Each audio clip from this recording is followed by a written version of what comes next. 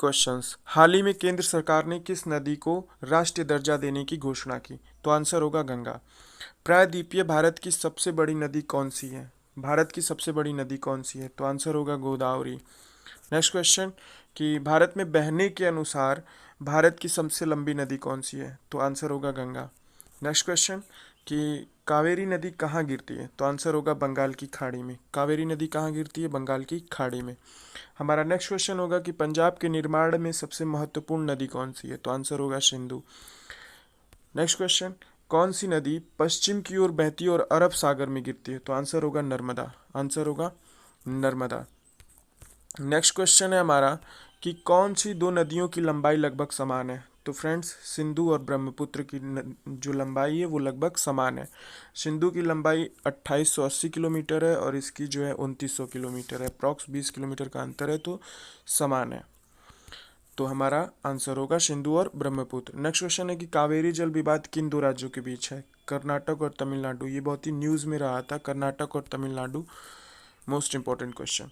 किस नदी को बृहद गंगा के नाम से जाना जाता है? तो आंसर होगा गोदावरी। नेक्स्ट क्वेश्चन है हमारा कि कौन सी नदी अपना मार्ग बदलने के लिए प्रसिद्ध है? तो आंसर होगा कोसी। कौन सी? कोसी।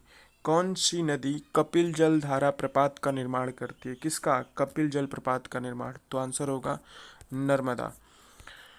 कौन सी नदी ओडिशा का शोक कही जाती है? ओडिशा का शोक। तो आंसर होगा ब्रह्माणी। कौन सा आंसर? ब्रह्माणी। वैनगंगा और पैनगंगा किस नदी की सहायक नदियां हैं? तो आंसर होगा Godavari. Next question, Indo Brahma एक क्या है? तो ये है पौराणिक नदी है। क्या है? पौराणिक नदी है। नेक्स्ट क्वेश्चन की किस नदी पे सबसे लंबा सड़क पुल है? किस पे है? गंगा पे है। नेक्स्ट क्वेश्चन हमारा कि कौन सी नदी विश्व का सबसे बड़ा द्वीप मंजुली बनाती है? क्या बनाती है? मंजुली। तो आंसर होगा ब्रह्मपुत्र।